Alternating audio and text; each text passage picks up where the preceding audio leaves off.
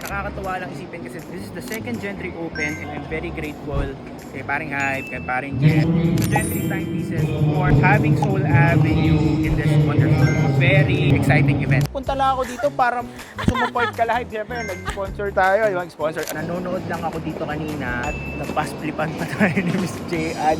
What's up guys? Good day, New Shoes. This is Michael Soul Avenue. So for today, andito tayo sa first day ng Gentry Open 2026 sa CSA Stadium dito sa Bulacan. So kita nyo, ganda ng view natin, no?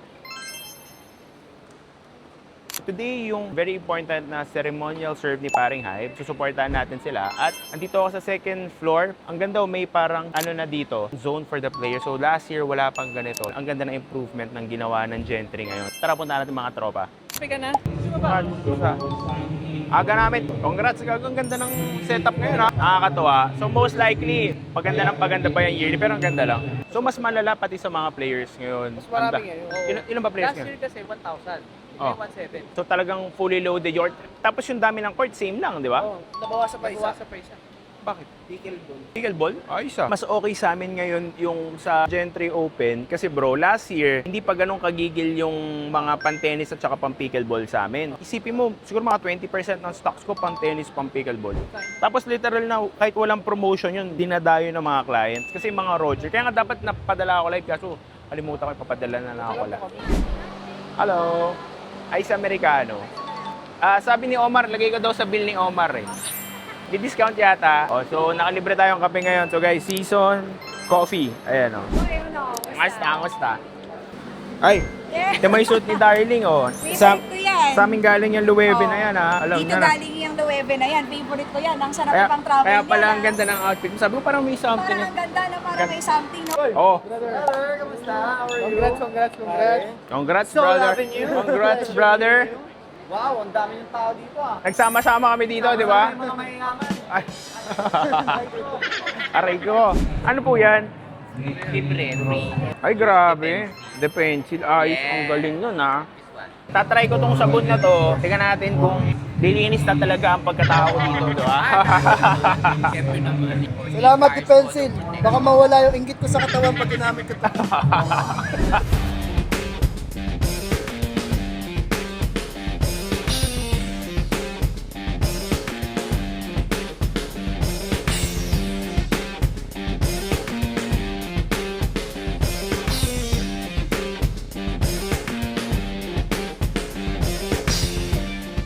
Si Mike of Soul Avenue. Ano ba yung nangyari dyan? Kasi sila Hype, supposedly, yata, magbabag sila before. Kaya namili siya ng mga bag. Sabi ko, ba't hindi Birkin or Kelly? So, for men yung mga binili niya. Oh. So, ito daw, unused daw to. So, this is Geta. Ganito yung bag ni Gian Gas. Parang nakita ko na yun, ha? Pero mas maganda yung color na to kasi this is Black Palladium. Sorry, wala akong gloves ngayon.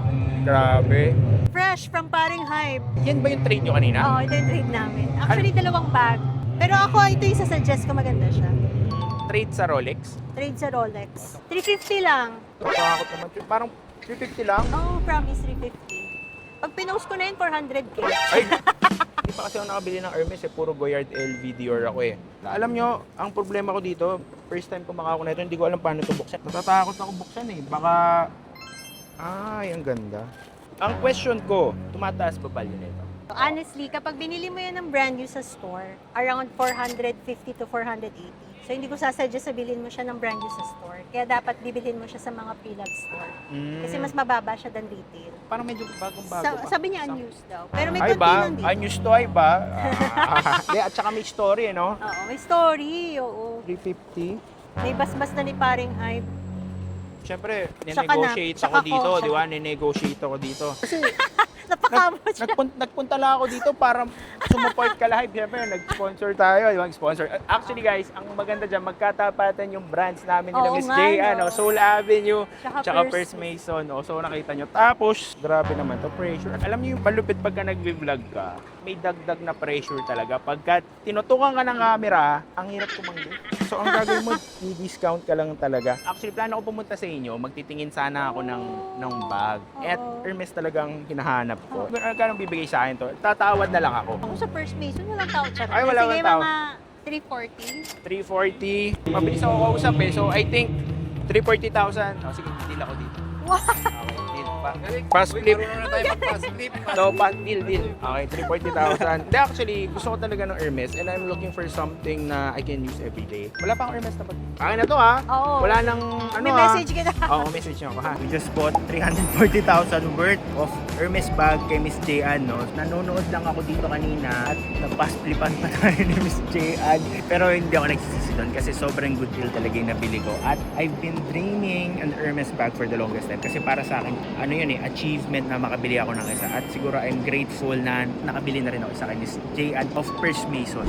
So guys, kakatapos lang ng lalaro dito sa Soul Avenue Court at we have a time to appreciate the court by ourselves. Nakakatuwa lang isipin kasi this is the second Gentry Open and I'm very grateful kay paring Hype, kay paring Jen, to Gentry Timepieces for having Soul Avenue in this wonderful, very exciting event. Ang tatry natin today, makahanap ng tennis ball, papasahin ko sa mga pare, tapos ipapag-giveaway na lang natin sa Soul Avenue. No? So isip ako ng way kung paano natin siya papag-giveaway. Sinaya na ni paring Hype. Angelo Lavier, Si Hype. Francis Angeles, return to play. Si paring Cho. Thank you, brother. Swerte yung mananalo dyan. Swerte yung mananalo. So yun guys, that was the first day of the Gentry Open 2026. Good luck sa makakakuha na yun. At babalik kami dito sa finals ng Gentry Open 2026. Thank you for watching. Till next time.